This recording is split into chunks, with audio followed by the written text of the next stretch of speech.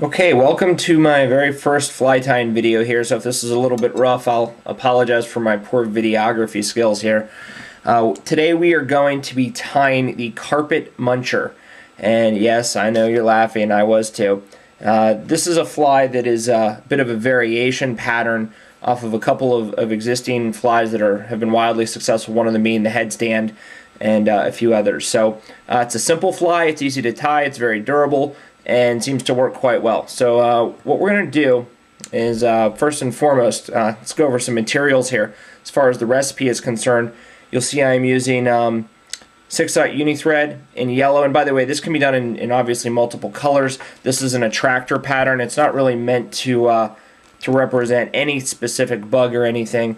I'm going to be using some translucent dubbing material here in yellow for my tail. My hook is a Tiemco 2457 size 10 scud hook, and I'll be using some icy dub in rusty brown.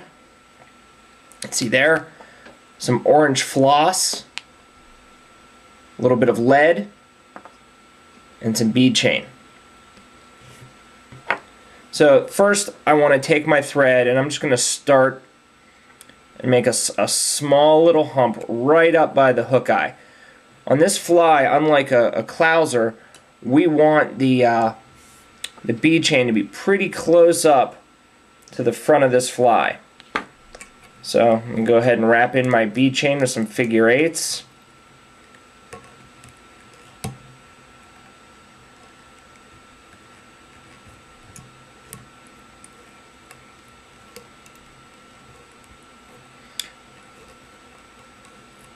And then I'm going to do some helicopter wraps right around that bead chain to snug them up nice and tight.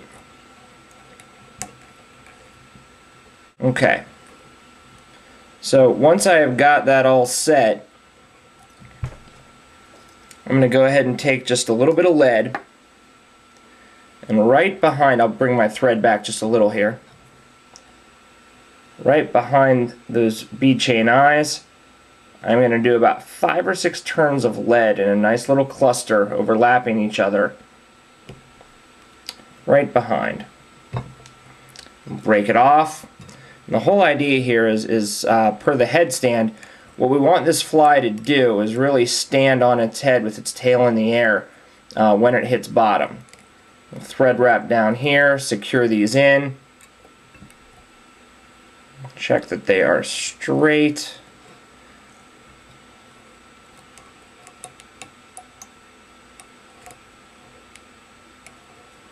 There we go.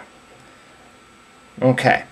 Now, ordinarily, I would put a little bit of Zap-A-Gap in here so that your eyes don't spin. For the purposes of the video, though, I'm going to skip over that real quick. So I'm going to wrap my thread right back here, all the way to the bend of the hook. Maybe even a little bit into that bend right there. So from there, I'm going to take a little bit of my yellow dubbing, just enough to make a tail. So I'm going to take a little bit of that dubbing,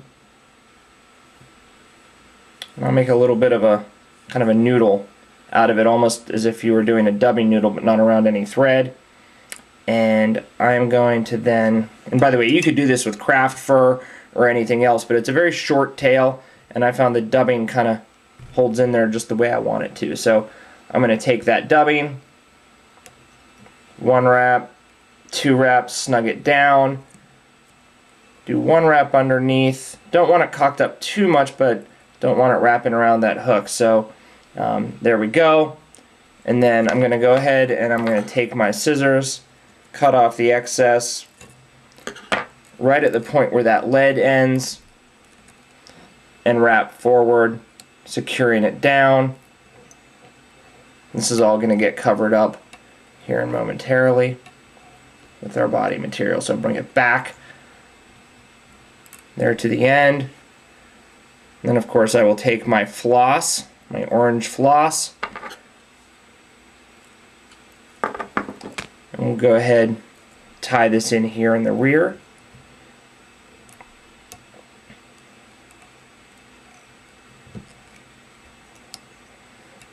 and bring that thread right up to where that lead had ended. Move this out of the way here so at least we can see. I'm now going to take my floss. And by the way, if you wanted to add a little flash to the tail, absolutely can't hurt. Although I think you'll find with the ice dubbing we're going to use, this fly has sort of plenty of pizzazz to it. So I'm going to take this floss, wrap it forward, and I'll go back. And what I want is this body to be a little bit thinner towards the rear, and just thicken up a little bit as it heads towards the front here. And if that floss tends to spread apart, just give it a little twist. Bring it right back down. There we go. Okay. So we'll go ahead and tie that off. A couple wraps of thread. And again, that will all get covered up with our dubbing. So there you go. Now, some people will do this with a dubbing loop. You can also just do it straight onto your thread. You're not looking for a real huge head here, but you can make it as bushy and buggy as you'd like it to be. Again, this is an attractor pattern. We're not necessarily really matching any particular hatch. So I'm just going to take a little bit of my ice dubbing in a rusty brown.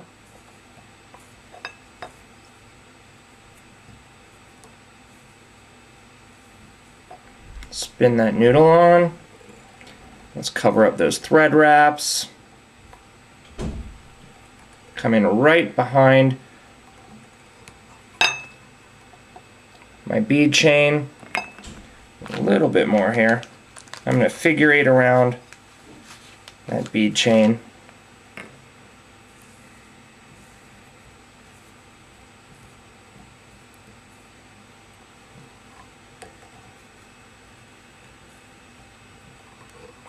There we go.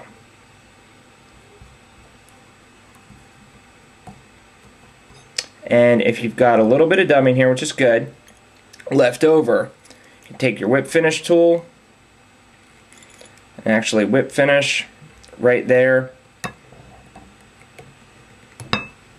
with that dubbing in there. And don't worry about this excess here. I want to pull that right out. So you can see that my my thread wraps on the front are all nice and covered. What I'm then going to do is just take my bodkin. You can do this with a little toothbrush or whatever you want. Pull out some fibers and give this head kind of a nice buggy look to it. If you wanted to make the fly more durable, you could obviously add some head cement up front on those wraps. As quickly as I go through these flies for me, I tend not to bother, but if that's something that's exciting for you, obviously feel free to do so. So there you go.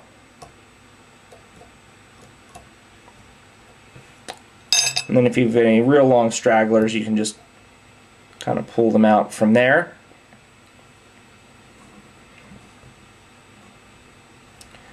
And there, folks, you have the Carpet Muncher. Easy to tie. Nice part about this fly is, again, much like the headstand which it descends from, when the fly sits, it is going to sit weight down like that, hook up in the air, tail waving up in the air. Kind of crayfish imitating. Anything along the bottom definitely calls attention to the carp, and with the weighted head gives you a nice puff as it scoots along the bottom. So there you go. Enjoy, tight lines, and if there's anything you have any questions, feel free to drop me an email or drop me a question on my blog over at what is it, Mr. Brownliner at WordPress.com. Thanks a lot, and good luck.